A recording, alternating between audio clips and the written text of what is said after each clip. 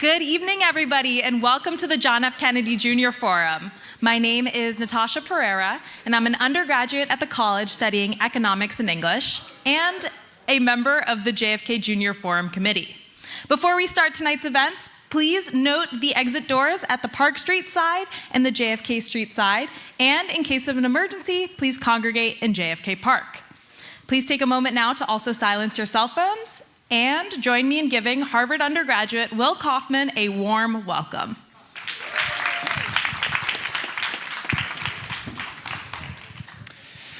Good evening, everyone, and welcome to the JFK Junior Forum at the Institute of Politics. My name is Will Kaufman, and I'm a junior at the college and a member of the Forum Student Committee.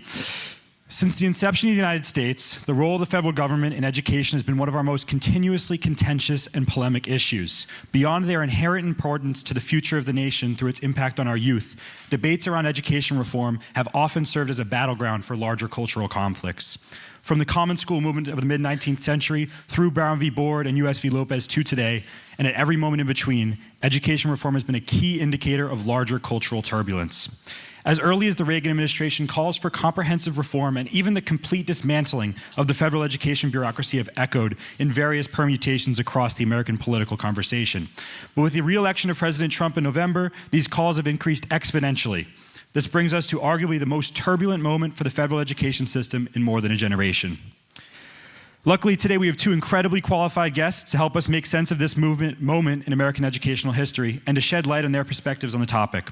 Joining us today is Miguel Cardona, a lifelong teacher, educator, and administrator who, among his many roles in education policy, served as the 12th United States Secretary of Education under President Biden from 2021 until January of this year. Beginning his tenure in the midst of the longest series of nationwide school closures in a century, Cardona worked throughout his time as secretary on a variety of issues, including student debt forgiveness, closing pandemic learning gaps, and investment in student mental health infrastructure. Moderating this discussion is Professor David Deming, the Isabelle and Scott Black Professor of Political Economy at Harvard Kennedy School. An expert in public policy, Professor Deming has worked primarily on the economics of education, publishing numerous papers from for-profit schools, the efficacy of the Head Start initiative, and on online degree programs. Amongst his many accolades, Deming has been awarded the Sherwin-Rosen Prize for outstanding contributions to labor economics, as well as the David N. Kershaw Award for his work on secondary education and vocational training. He's also currently the Dean of Kirkland House here at Harvard College. Now, please join me in a round of applause to welcome our speakers for tonight.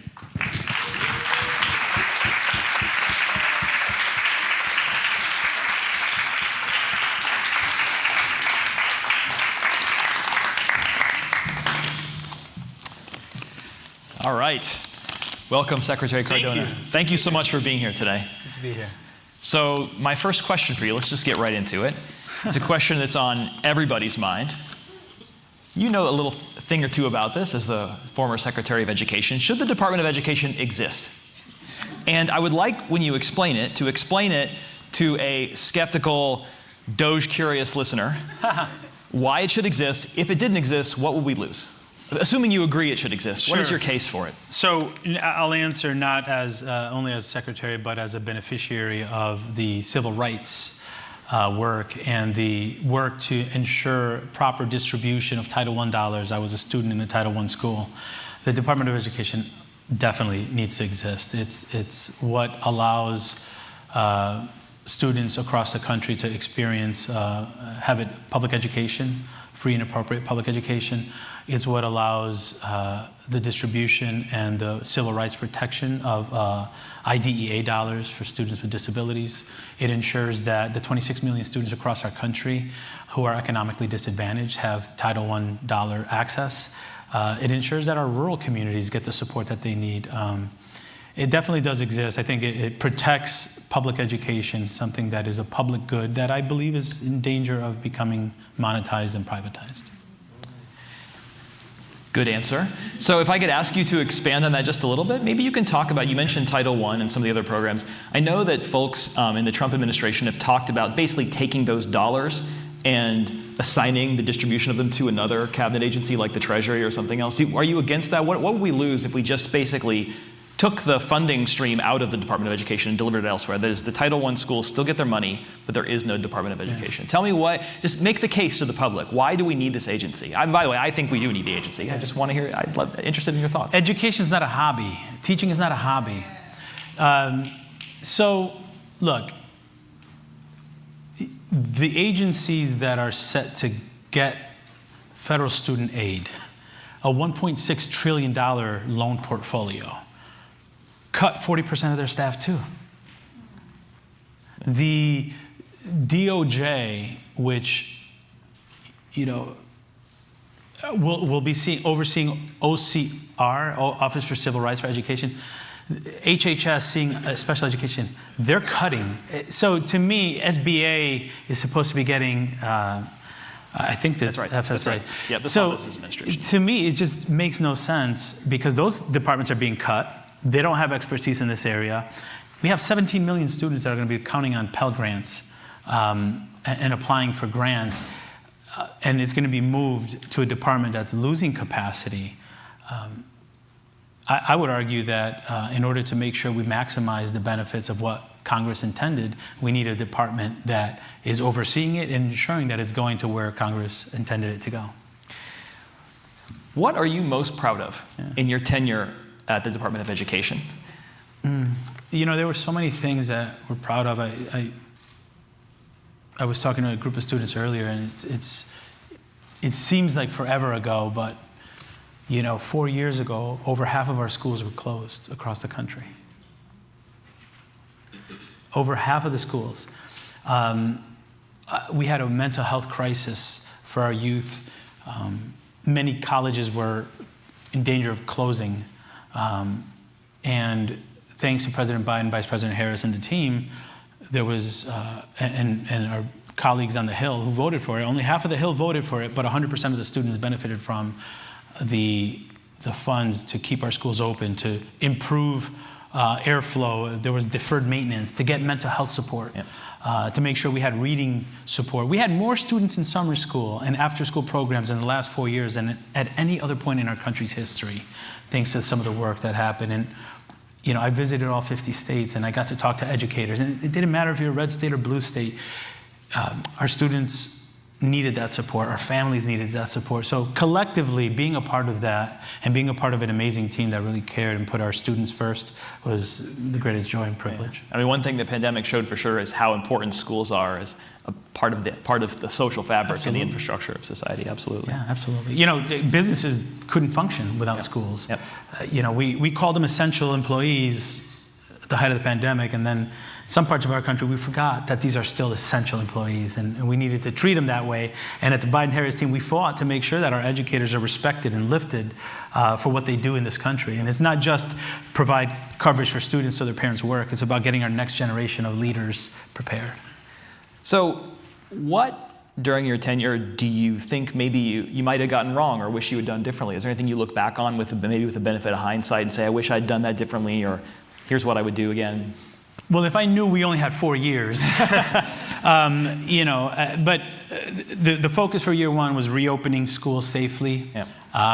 The focus became fixing a broken student loan system, providing access and affordability and accountability in higher education. A lot of people leave out that last part, that we were working to make sure the return on investment in higher education was there, going after these for-profits that were preying on students. I think what I would have loved to have done is really open up the conversation around how we're assessing students, how we're embracing, while we did some work with AI, how are we embracing what's in front of us to make sure that we're evolving quicker. I wanted to do more work. I feel like we started, and it was exciting work around career pathways and workforce development and making sure students graduated with options. We started that work, but I would have liked to do more in that space and maybe been even more aggressive in moving our country in that direction.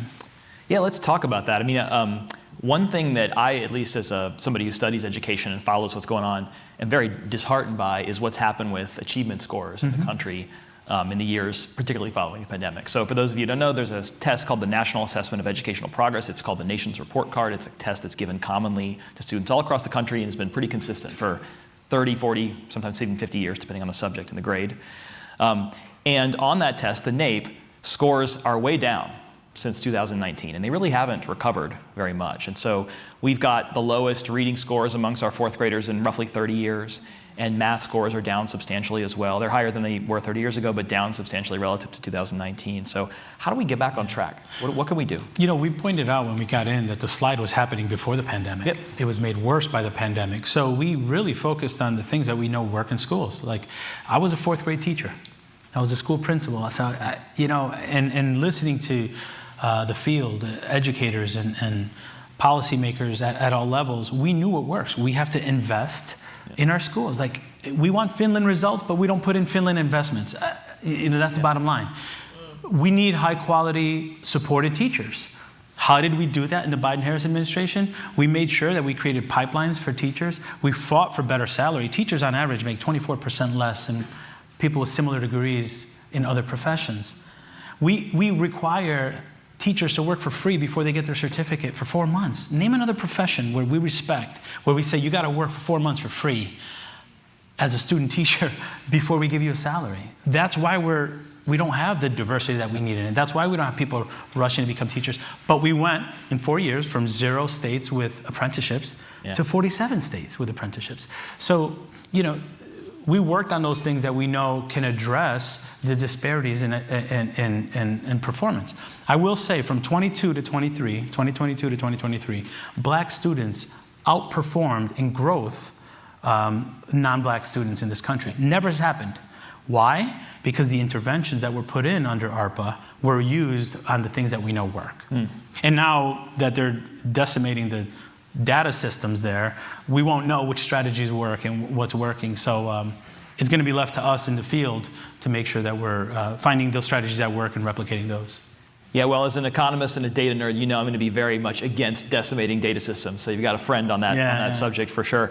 I want to actually ask you about some of these remedies. So, I'm old enough to remember the politics of the 1990s, and in response to concerns about flagging test scores, then newly inaugurated President Bush put together a coalition and passed Congress passed the federal No Child Left Behind bill, whose premise was quite literally No Child Left Behind, meaning we're not just going to hold schools accountable for average test scores, but for test scores among black students, for test scores among economically disadvantaged students, for test scores among special education students. So do we need something like that? Do we need something different? Do we need a national focus on schools and achievement to get back on track, or is there another better way? So I was a school principal during that era, and I could tell you what it did in some places. And there were some benefits to it. I love the disaggregation of data. I love looking at subgroups of students, something that right now I think they'd be against. But what I also noticed come up was the bubble kid era. Anybody know about that? The bubble kid era? You know what I'm talking about. Bubble kid era, it was that era in education where interventions were focused only on the kids that had the potential to pass the test. Kids that were further behind got less support because it's not going to help the numbers.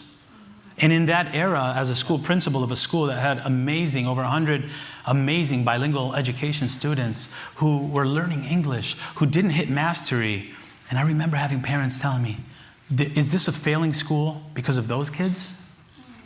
So while I do believe we need to have high standards, while I do believe we need to look at the data and disaggregate it to make sure that we're putting our attention and focus on those students who are underperforming significantly to provide interventions, I do believe we have to hold ourselves accountable for better results and make sure we're making decisions as leaders who we're bringing onto the team, who we're letting go of. I do believe we need to do that, but I don't know that a one-size-fits-all from the federal level works. As Secretary of Education, I said that, and I say that as a classroom teacher, school principal. We have local boards, and they have to have high standards. When I was Commissioner of Education in Connecticut, I wanted to make sure that our standards were high. And I wanted to make sure that the instruction was good instruction.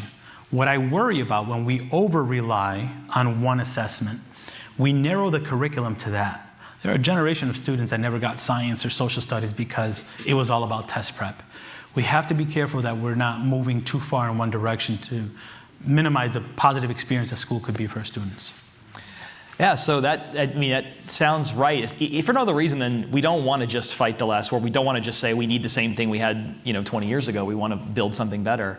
So what are your, I'm not asking you for a fully worked out plan, but how would you, again, the federal government historically has a relatively hands-off role in it. So how do we need another movement, maybe not No Child Left Behind, but something like it where we get the public to pay attention to falling test scores, and how do we mobilize change on this topic?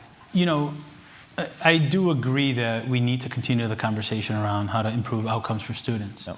The approach that we took during the 4 years of the Biden-Harris team is raising the bar. Yep. We know academic recovery, because we were dealing with a pandemic, innovation in education, addressing mental health needs of our students. We were in the youth mental health crisis. Yeah.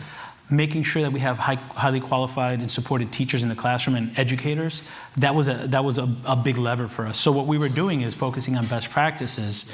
Yeah. So to me, it's really about creating high expectations, having high standards, and having curriculum that meets students where they are, but also brings them to a higher standard. And I think, I don't think we'll ever get to a point where we're going to have a national standard. The Common Core experience, I was an educator at the time, got a lot of resistance. And the way our country is designed is states' rights. But I think we can come together around saying we need high standards for students, and these are the best ways of doing it. Yeah. Well, makes sense. So one thing I'd be curious to ask you about, too, just to follow up on this topic, is to look back at some of the pandemic initiatives that you spearheaded, things like high-dosage tutoring, summer learning, attendance drives. Like, which ones do you think work best? And do we have lessons from those that did work best going forward? Yeah. Like, are these things we should be doing all the time? Should we not just be doing them during the pandemic? Like, what are your views on that? Yeah, so we did several White House convenings, and we did it at the White House to bring attention to best practices that work, right? And I was very intentional with Neera Tanden at DPC to get Republican states and Democratic states, because to me, this is not a partisan issue. I remember the chief of state school in Alabama came to talk about the summer programming. He had an exemplar, and we wanted them to learn from that. So that state focused on that. In Connecticut, they focused on attendance. So there are strategies to make sure students are present that worked really well. Other states focused on after-school programs or the tutoring within the school. But I could tell you that there's no one silver bullet that's going to work across. Yep. Because if you focus too much on high-dosage tutoring at the expense of getting high-quality teachers, no tutoring is going to make up for an ineffective teacher in a classroom, or a substitute teacher, which is what we have in a lot of our schools, because it's hard to recruit teachers into a profession that's not respected. So the work that we did was to make sure that we're looking at best practices, but also looking at systems. Yep. There's no one summer program that's going to make up for low standards in school. So it's a culmination of different things that really lifts up an entire district. That's why we called it Raise the Bar. Yeah. So speaking of raising the bar, how do we get more talented, qualified teachers into classrooms, not allowing to just say you raise salaries? Improve working conditions. I grant that's a we'd like to have that, but let's just say that's an easy answer. Let's take that off the table. For some fixed budget, how do we get talented people like some of the young folks in this room to get interested in teaching? First of all, it's the best profession, and this is the best time to get into it. And I mean that from the bottom of my heart. So I talked a lot about the ABCs of teaching, because we need more acronyms and letters in education. A stands for agency. Let's respect our teachers. Let's listen to their voice, and they know what's happening. Second to parents, the classroom teacher knows what's happening in the classroom, and they should be a part of the improvement processes. Agency and having their voice as part of the process. B was better working conditions. Teachers don't go into public service to become millionaires, but they need to be respected. Yep.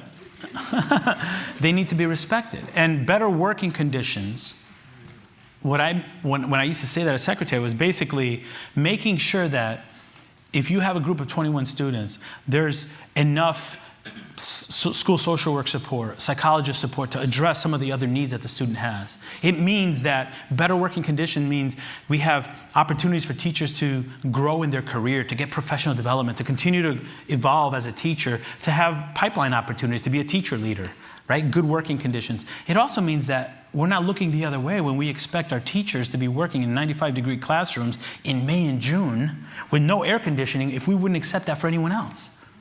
Right? So better working conditions, competitive salary, we talked a little bit about that, but I have to double down. teachers on average make 24% less than people in other professions. Like, it does matter when I have teachers telling me, thank you for the student loan, forgiveness, public service loan forgiveness. Now my kid doesn't have to sleep in a walk-in closet in New York because I can't afford rent. A teacher, 20-year teacher. Yep. Teachers who can't send their kids to college because they can't afford it. Like, we've normalized something that we wouldn't. These high-performing countries, we want to talk about NAEP. Let's look at those countries. Do they do that to their teachers? So, to me, you can't just brush by salary, because you're not going to get people that can afford to buy a home and contribute to the economy. Competitive salary does matter. So, agency, better working conditions, and competitive salary. And because of where we are right now, I'm going to add a D in there for diversity. It does matter to have diverse teaching staff. So speaking of that, you've been a big advocate over the years for bilingual education. Yeah. Do you want to talk a little bit about why that's so important to you? Yeah, and again, it goes back to that experience that I had during the NCLB years, right? So I was born in Connecticut. My parents came from Puerto Rico, but I learned Spanish first, and I learned English in school. And, for me, being able to code switch in English and Spanish was a huge asset for me. Code switching and culture switching, right? I always say I'm the same person from the barrio to the briefing room, right? And I noticed throughout my educational career that students who were English learners often felt that they came in with a deficit. They were almost, you remember those years where those parents said, is your school a failing school on NCLB's registry because of those kids? Think about what that does to that community, to those teachers who worked twice as hard to help those kids grow, but those kids maybe didn't hit mastery, but they grew 2 years worth of growth, right? So I felt across the country that we minimize the asset that they have and look at them more as a deficit or a liability. They come in with another language, we erase it, and then we offer it in high school as a prestigious elective. What? That doesn't make sense. So I recognize through my own lived experience that code switching and culture switching helped me move forward professionally. So when I became Secretary of Education, the highest education position in the land, I wanted to flip it on its head, and I said, no, bilingualism is a superpower. And if you're bilingual and bicultural, you have a skill set that's in demand. And it was only reinforced when I talked to the vice president of Intel, who was looking to set up shop in Columbus, Ohio, and saying, I'm looking for a community that's diverse, because we have international markets. Bilingualism is a superpower. I want those kids who are under attack right now, who are scared to go to school right now, to know that they have a superpower, and that superpower is going to be something they should be very proud of. That's what that means. Thank you. And is there a policy agenda to that? Like, talk a little bit about how bilingualism as a superpower could be instantiated through either federal or state policy. Like, how do you make that a reality for people in terms of resources or the way instruction happens, or what's your vision for that?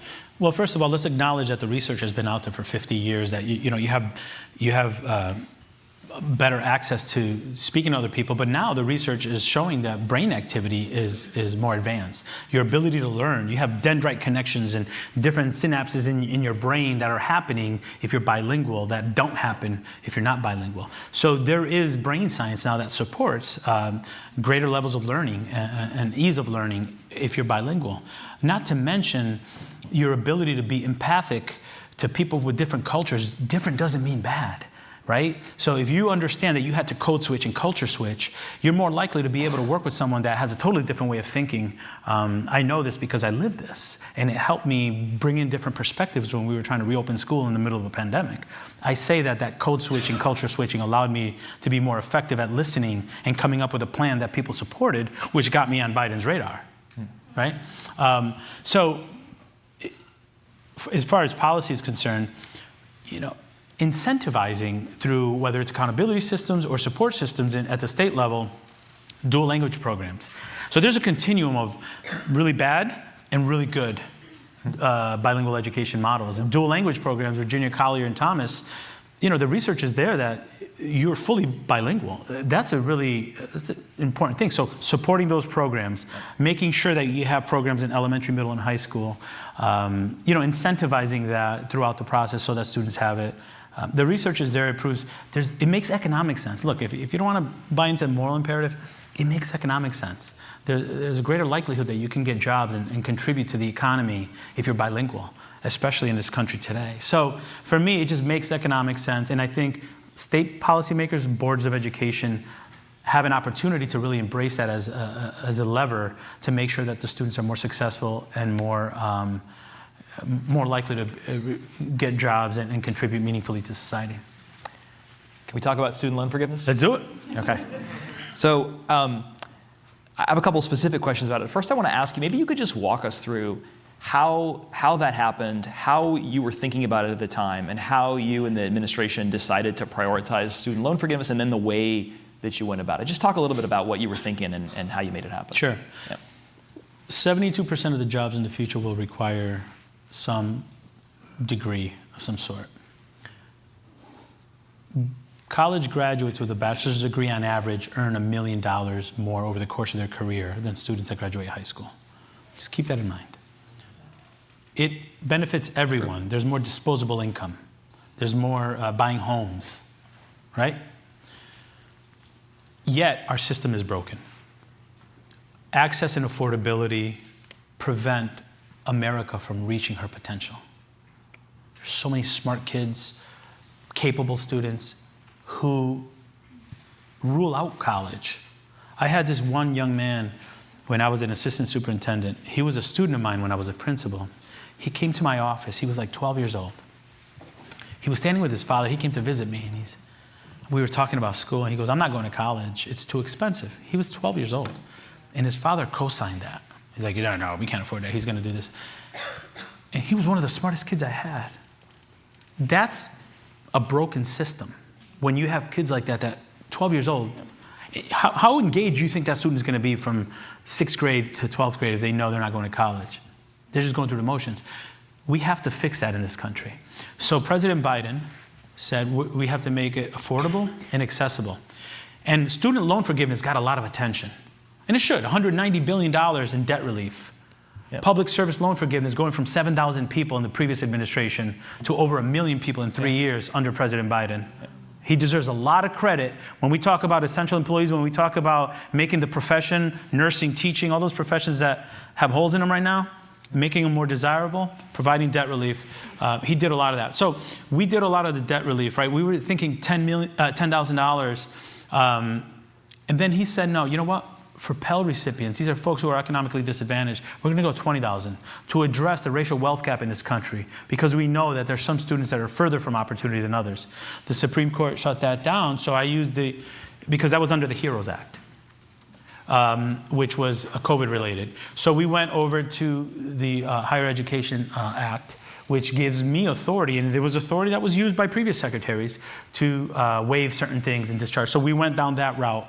And then we also created accountability measures, which doesn't get a lot of press. It's not as sexy as loan forgiveness. But we were holding higher education institutions accountable for a better return on investment. And we went after some of these for-profit institutions that were preying on veterans and their GI Bill, that were preying on first-gen kids like me and giving them brochures and fancy commercials, and the degree is not worth the paper it's written on, but putting them in debt, right? So we did accountability too, but we felt that some student debt relief, especially to those who were totally and permanently disabled, we started with those. You know, that doesn't get a lot of coverage. We went with those. We went to those public service loan forgiveness. So we fixed a system that was broken. It was signed in 2007 by a Republican president. If you work for 10 years in public service, and you pay your loans for 10 years, you get your loans forgiven. Bipartisan. Only 7,000 people got it in 4 years before us. We got 1 million. So those are the stories that get missed here when people are complaining about it, but we aimed to address some of the problems, but also fix some of the root causes of the issues, which is out of control costs in college, and we started making moves to the regulatory process to hold them accountable for a better return on investment. I'll stand by that 100%. As a first-gen kid, and as someone who knows that our country's potential is dependent on our education system, I'll stand by that 110%. I'm proud of that work. Yeah, so I mean, like you, I desperately want more people to be able to go to college. I totally agree with that. I've written about that. So yeah, total in agreement. Mike, I want to ask you a question about, you mentioned this, I think, really tough story to hear about this 12-year-old kid who doesn't see college as in his future.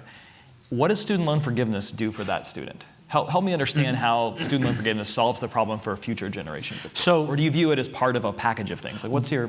Getting to the root cause, that ROI, does help. But if that kid, fast forward to 10 years, let's say the kid was now a public servant and he had $200,000 in debt. And again, people look at public service loan forgiveness, but look at the regulatory process. We were also, through SAVE, trying to go after this runaway interest. Yep.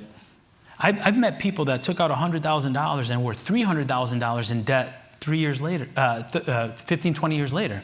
So it wasn't just a debt relief. It was also fixing the system that was underlying how we got into this position. Yep. It was my goal to do this and fix the root cause of it so that 5 years from now, we're not in the same spot. But the reality is we had people with debt that it was just, they were not able to function. They would go into default. We had 1 million defaults a year. That sounds like a big number, but I'm going to tell you right now, in about 9 months, 1 million is going to be the good old days. Yep. Yeah. So I want to ask you about that, but first you mentioned SAVE. So for those of you who don't know, SAVE was the income-based repayment plan that the Biden administration and Secretary Cardona got through, which basically made loans much more generous to repay for people with low incomes and would forgive them faster. So that was just blocked by the 8th Circuit Court. So that was an administrative action that was blocked by the court, who said, no, it has to be Congress that passes a rule. And so the future of that plan is in doubt. So do you feel like, did you anticipate that would happen? And was it that you did it because you didn't feel you had a legislative alternative? So just talk about like how you thought about that and whether you thought it would hold up in court. Was this something you guys foresaw, and how did you think about it? It was needed. Yeah. And it's still needed. And I'm going to tell you, 6 months from now, let's revisit this conversation and see where we are. We have people that are getting their loan repayment without SAVE who are well over $1,000. Now, these are the same people that, we're okay paying $39,000 a year to be teachers. Now they're getting loan payments for $1,000 a month. They're not going to be able to pay for it. They're going to go into default. They're going to have wages garnished. They're going to lose their homes. You're going to see an economic decline, which is what President Biden was trying to protect. We created an on-ramp so that people could be successful paying back their loans. We wanted them to pay them back. The alternative is paying it back or going into default. That's it. Yep. So we said, let's make an on-ramp, give them the tools that they need. As a matter of fact, let's do an income-driven repayment plan, because I know if somebody's making $40,000 a year, they're not going to be able to pay $1,000. I would rather that person pay based on their income, and as their income increases, it increases too. While I'm also working on the root cause of the issue, lowering the interest, working with Congress to try to get lower interest rates so we don't have these ballooned, you know what I'm saying? Yep. It's a long-term strategy to fix a broken system. What we're doing right now is, washing our hands of it, and we're going to see the impact in the economy very soon. Yeah, that's kind of my last question for you about higher ed. So for those of you who don't know, I think what Secretary Cardona is referring to is that Secretary McMahon has announced that they're soon going to start collecting loan payments on people who are defaulting on their loans after a pause of about 5 years. And so what that means is some borrowers who are in default are going to start having to repay. And so my question to you is, I take it from what you're saying is you don't think that's a good idea. So my question is, what would you do? Like should we never ask them to repay? Should we wait until the economy is better? Like, what's the right solution? Sure. Let me reframe how you summarize that, because I have it a little bit different. Okay, sure. The pause happened under the Trump administration, and rightfully so, because we were in the middle of a pandemic, and they paused it. Yep. When President Biden took office, we realized the economic situation was really bad. We were going for some debt relief, not full debt relief, some debt relief. And then we were also trying to make it so that the repayment process was going to be successful. We want people to pay back their loans. Now, going from zero, because you lost your job and the pandemic took a toll on you, to $1,000 a month is not going to work. Our intent was always to get people to pay back their loans in a meaningful way, in a way that they can do it, so that they're successful doing it, not going into default. No one wins when people go into default. No one wins. So that's how I would frame it. Yes. So you asked me what would the plan have been if we had another 4 years? To roll out a plan that makes sure people are successful in paying back loans, go after the root cause, which is inflating interest. There are people making a lot of money. The interest is crazy. It's a crime almost.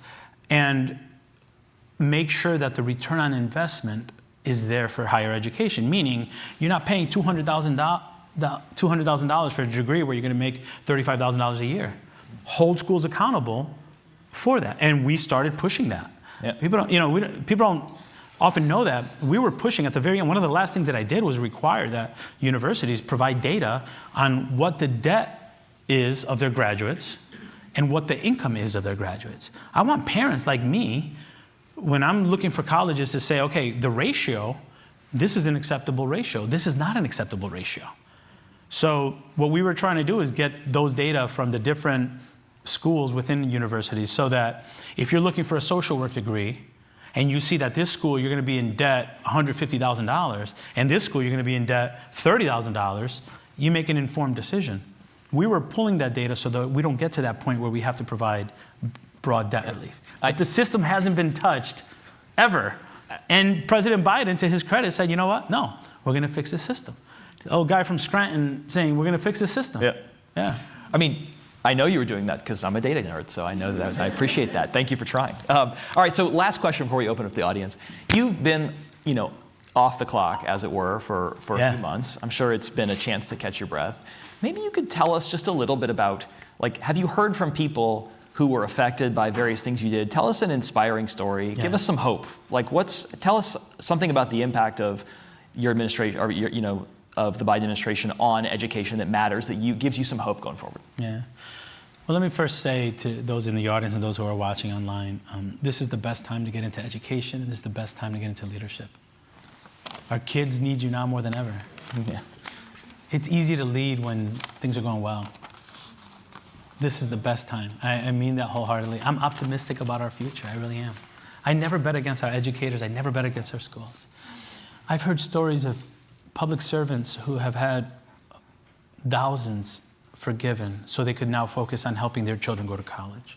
They could buy a home for the first time after 20 years of public service. I had teachers come up to me and say, for the first time I felt valued. I'll do the work. I'll run through a wall for my kids, but at least I'm being seen and I'm being respected. I had leaders say, it's nice to have someone that understands what we're going through day to day instead of somebody making policy that's never stepped foot in a classroom. I've had young students of color and Latino students who are also English learners say, thank you for validating my experience, for recognizing that it does add value to know another language, to know two cultures. Some of the exciting stuff is when you take things and you evolve them where they should be. I get really geeky about this because to me, this is where we need to go. When we have K-12 and higher education and business leaders and labor sector come together and say, hey, this plan that you put together on how we could work together and create interdependence, it's working. And what we're seeing is all students are being successful. And these are the places that are not looking at things as red or blue, but more looking at it as green. It's economic stability when you plan together. So those are some of the things that get me excited, not only about what we've done, but about where we're going in this country. Thank you. Yeah. Okay, so time for questions. I know some of you are forum regulars because you've already followed the instructions I'm about to give, but haven't given yet, which is to please line up at any of the 4 microphones. There's 2 on either side and 2 up here. While you guys are doing that, I'll just editorialize and say Secretary Cardona is absolutely right. This is the best time to get into education or any type of job where you're not in it. We're not doing this to get rich. We're doing it to make an impact, and it's in times of crisis and times of trial that you can have the biggest impact. So I know it can be a hard time out there, but really this is a time when good work matters more than ever. So please, don't give in. Okay, so let's turn over here, and please, before you ask your question, say your name and where you're from if you're comfortable with that. Yes. My name is Anne-Marie Rochella. I'm a junior at the college, and I'm from West Virginia, which pertains to my question a little bit. So as we sit here tonight talking about national education policies, My local Board of Education in a small town called Elkins, West Virginia, is voting on approximately 30 reduction in force hearings, largely as a result of federal budget cuts. And so my question is, what can we as students, as members of the community, do to support our educators and help support our education system for the future students? Thank you. Thank you for that question. And before I answer that, Anne-Marie, I want to just acknowledge a good friend, Julie Sue, the acting Secretary of Labor, my colleague, my buddy bench friend, we part of the same team. So I'm going to give you the obvious answer, and then I'm going to give you an answer. I'm going to challenge you, because this is Harvard after all. You want things, I'm going to give you a challenge, okay? Personalized policy. Put a face to it. I told you about that 12-year-old kid so you could picture him in your head. Make policy have a face. Give it a name. Give it a story. Talk about a child in that district who can't read, and the reading support that child had went away. So now that child is less likely to be able to read.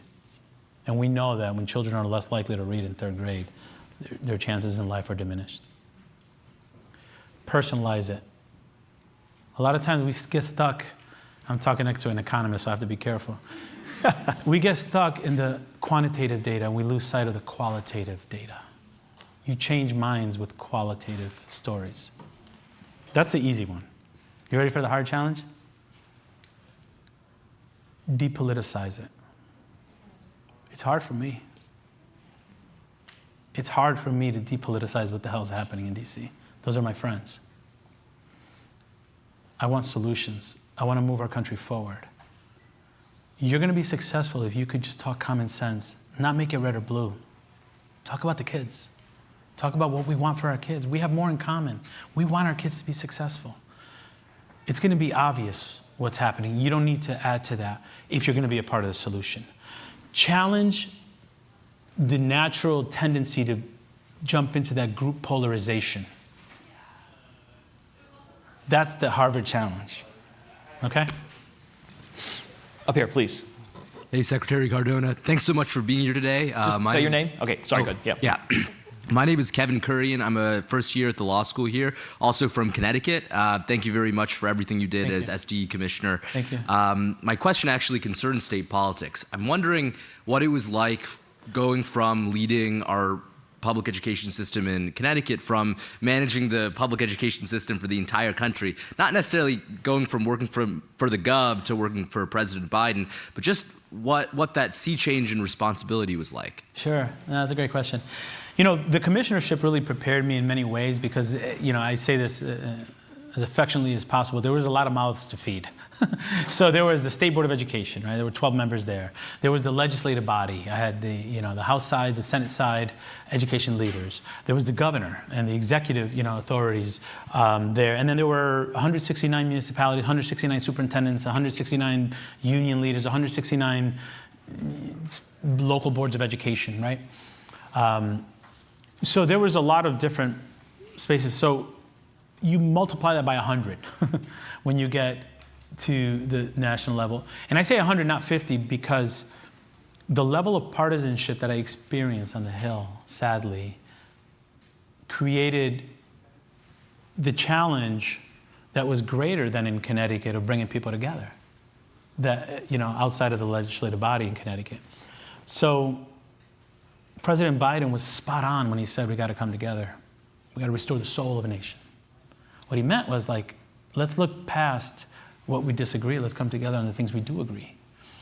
So I think the scale, the scope, obviously, for me, some of the things that I really wanted to learn a lot more about was like Native American schools, and the challenges there, rural communities. I often say rural communities have some of the greatest need, but they're ignored a lot. The rural needs in this country are significant. We're going to start seeing the impacts on rural communities soon with what's happening. So to me, it was learning the spaces that I didn't know well, making sure that now I had higher education. And if you notice, we went all in on higher education. We didn't slow down.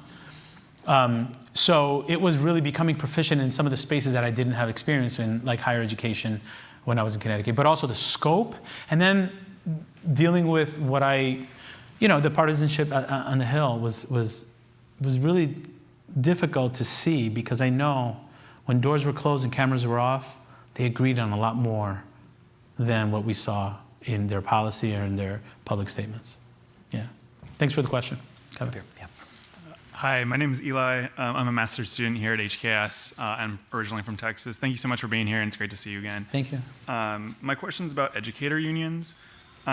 Frequently unions have been framed mostly by the right as a problem, as a roadblock to policy change, or as a coalition splitter politically. And I'm curious, how can educators unions be framed as part of the solution? Yeah. Just look at my track record. I wouldn't be Secretary of Education if it wasn't for the work that we did in Connecticut. So I had conversations with other chiefs, state chiefs, at the beginning of the pandemic, and many of them were dealing with a lot of division in their states. And the leadership and the unions didn't see eye to eye on a lot of things. And I knew in Connecticut, look, if we're going to reopen schools, I need to make sure our teachers felt safe, supported, and part of the solution. I talked about agency a little while ago, right? That's not just lip service. So we got together. I spent more time with my boards of education, my superintendents groups, my teacher unions. I saw them more than I saw my kids from March to November of 2020. We were building that relational equity to do what's right. And if you could look someone in the eye and say, what is your perspective? And I'm not seeing it that way, but help me understand it better. And how would you help me problem solve here? Remember that code switching, culture switching thing that I talked about when I was little? I was putting it into play. So tell me your perspective, because I don't understand it. I'm coming from a different spot. Now keep in mind, before Secretary or Commissioner, I'm a father and I'm a husband. And I knew that whatever plan we were putting out, my wife and my kids were going to be subject to that plan. So I was acting as a father. I wanted my children and I wanted my wife to be safe. And I wouldn't want I would want the same for everyone else's family. So I had to come in with that mentality. And their perspectives, I didn't agree with all of them. There were days where, we'd be talking and then they'd be picketing the next day. So it wasn't all rosy. But they were at the table. And I made sure that I didn't give up on that process of working together. And then when we rolled out the plan in Connecticut, their fingerprints were on it. And it was our plan. It was imperfect, but it was our plan. And we got it better and better. And in my opinion, as a blue state, we were one of the first ones. We put laptops in the hands of every kid. We had mental health support for every teacher, mental health training to help their kids, for every teacher in the state, free of charge. We did that because we built coalitions and we listened to one another. And the unions were at the table and they supported that. And that's what got me on President Biden's radar. And then when I got to become Secretary of Education, within a month, I called the union leaders nationally and I said, we are going to be judged based on how these ARPA dollars get into the classrooms. And if they're being used to help kids learn how to read or build football fields. We got to be on the same page. And I'll be honest with you, I never had an issue. Doesn't mean we always agreed on things. Doesn't mean we didn't have tough conversations and I would challenge or they would challenge. But at the end of the day, I also know that they're looking out for their members at a time where teachers are making 24% less.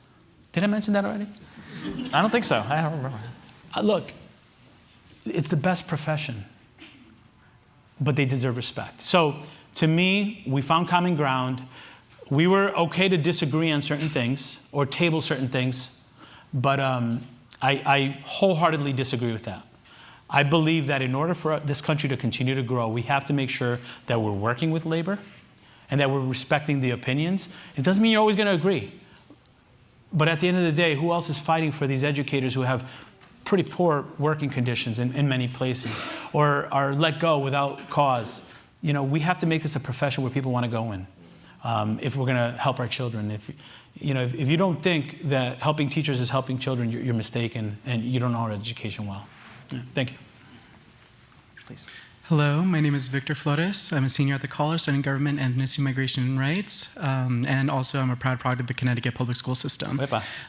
So my question is that given that we are here at Harvard, which is at the center of these attacks by the Trump administration on higher education, I feel like it's important to acknowledge that these attacks aren't taking place in a vacuum, that there's a significant portion of the American population that distrusts academia and these institutions of higher education. So my question for you is, what explains this distrust, and what suggestions do you have for fixing it? Is it this supposed liberal bias? Is it the lack of accessibility? Or is it that perhaps these institutions have taken for granted their responsibility to explain what their value add to society is? That's I mean, in your question, I think you kind of answered some of it, right? So I think, yes, a lot of that. I think we've become a little complacent in assuming that everyone feels the same way we do. I also think there's a deliberate attempt to use universities and public education as a petri dish for division. Create a boogeyman every year. It was masks, CRT, transgender students. Now these elite indoctrination college, it's all part of the attempt to sow division in our country, to then privatize a public good, right? They actually wrote a plan about it. Project 2025? It's no longer done in the shade, it's done in the sunlight now. So they're not even hiding it. So to me, as an educator, as a practitioner, but as secretary over the last 4 years, I've seen very targeted strategy to create division. Now, we don't help ourselves sometimes when we're charging $100,000 a year and we're not discerning whether or not we're adding to that student's ability to pay, or I've seen and I've gone after schools who are charging ridiculous amounts, and the graduates are going to end up in debt for the rest of their life. If I'm going to do student debt relief, I'm also going to go after you. Support and accountability have to be equal. That was Abelman and Elmore, Harvard educators, that said that. Principle of reciprocity means for every ounce of support I give you, there's an ounce of accountability. So I think we need to make sure that we continue to hold higher education institutions accountable, both for-profit and public, for a good return on investment. And if we're not doing that, and if we're not doing that publicly, then we shouldn't be surprised when they look at us as, problems. I think we have to do better. We have to do better, but I do believe that, coupled with intentionality to make an example out of Harvard, make an example out of Maine, make an example out of that's being done intentionally to sow division in an effort to privatize a public good. Thanks for the question. So what you don't know is all these questions are planted because I'm indoctrinating you all as we speak. Yeah. Hi. Hello. My name is Alia. I'm a student at the college here. So I'm from Puerto Rico. I was born and raised there. And I was curious because Puerto Rico is the nation's 6th largest school district, and our public education system is in shambles. Yeah. And when discussing Puerto Rico's instability, it's often left out of the conversation. In the past couple of years, more than 44% of our public schools have been shut down. Yeah. And I'm just curious to hear from you also as a Puerto Rican, what is the future of education in PR, and more so, where does the change start? Yeah, is it thank you. or us? Thank you for that question. I'm starting to think that everybody here is from Puerto Rico or Connecticut. Adia, right? Alia. That's a personal one for me. My grandparents left Puerto Rico, Paradise of Puerto Rico, for the projects of Connecticut, so their kids could have better opportunity. And my parents didn't have the opportunity to go to higher ed, but their kids did. And I knew that I wanted to serve, and that whatever sacrifice I had pales in comparison to the sacrifice of my grandparents and my parents. That was personal for me. So when I got to the top job, I assigned a senior advisor just for Puerto Rico. I met with the governor, and within 2 months, we unlocked what the previous administration locked, and we brought $6 billion there. But I looked at the governor in the face and I said, we need to depoliticize education and decentralize it. I was more hands-on in Puerto Rico than any other state. I met with the Secretary of Education of Puerto Rico more than any other state. I was micromanaging, you might say, to depoliticize education. Because over there, I don't have to tell you. and I looked at, I brought the data with me, the least performing. It was because of the American Rescue Plan that teachers got a raise of $12,000 in 1 year. Teachers in Puerto Rico with a doctorate make $36,000 a year. And milk doesn't cost any less over there. So it was really personal for me. And if you look at our plans of Puerto Rico, I mean, it's covered pretty well over there. I went over there and I pushed their Senate to change laws. I pushed for decentralization over there, depolitization. A lot of those efforts are still happening. One of my greatest laments is that I couldn't continue that work. I'm still committed, and I told the Secretary of Education over there, and I told the governor over there, I'm still committed. I don't want a federal dollar, I don't want a state dollar. I'm still committed to seeing the evolution of schools in Puerto Rico. That, for me, is personal. We made some moves, we made some changes. We started to decentralize it. It seems like they're starting to get cold on that idea, but I'm still young, scrappy, and hungry, so. All right, this one really is a plant. Go ahead. Hi, Secretary Cardona. Hi, David. My name is Kritika Nagapa. I'm a junior at the college, and I'm one of David's Kirkland House students. Great house? Go Yes, Kirkland. yes. What part of Connecticut are you from? No, I'm just kidding, I'm just kidding. I was just going to tell you, not from Puerto Rico or Connecticut, but I'm from New Jersey. All right, all right. But importantly, I'm an economics student, and I don't want to get too caught up in the quantitative data that you were mentioning, but I came across the recent TIMSS trends that, girls are maybe falling behind boys in math and science education, kind of widening that gender gap there in STEM education. And I was just wondering, what do you think is causing that, especially after the pandemic, and do you think that's going to continue? It's going to continue if we keep going the way we're going. Okay. We had a program called You Belong in STEM for girls to see their futures in STEM. We brought some astronauts in, and we did programs with them. And it wasn't just feel-good programs. We worked to make sure that states had programming for STEM, and we made sure that grants went to those places that really looked at addressing the disparities that were just growing, especially if we know these STEM fields are growing. We want our girls there, right? So you're absolutely right to be alarmed about that. The sad thing is now that that falls under DEI, right? Because if I'm targeting girls to come into a program, then that's, to me, it's backwards. We need to double down our efforts to make sure that girls have access to STEM programming, but that we also have high expectations across the country. To your question from before, right? The opportunity myth, an article that TNTP put out, really struck me once, because it was like, high standards in one state could be very low standards in another state.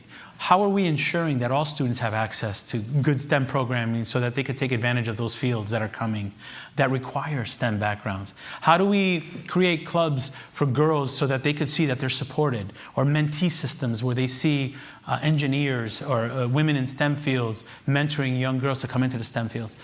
We need more of that, not less of that. We were really proud of our efforts to do that. It was led by the Deputy Secretary, Cindy Martin, and she did a great job. We had White House events to do just that. We need to double down our efforts. Now the federal partners are not there in that mix, but it doesn't mean that we let it go. You have the opportunity. You walking into a high school right now or a middle school would inspire those kids more than I could. So I encourage you, as part of your focus on what you're doing, reach out and let somebody see you, what you're doing, and encourage them. Just like I was encouraged when I was a student by someone to say, you could be a teacher. It's all of our responsibility, and I think, in this next chapter of education in our country, if we're not expecting that our federal partners are going to be there, then we need to double down our efforts. Thank you. Well, our time has sadly come to a close, but please join me in thanking Secretary Cardona for a wonderful time. Thank you. Thank you. Good job.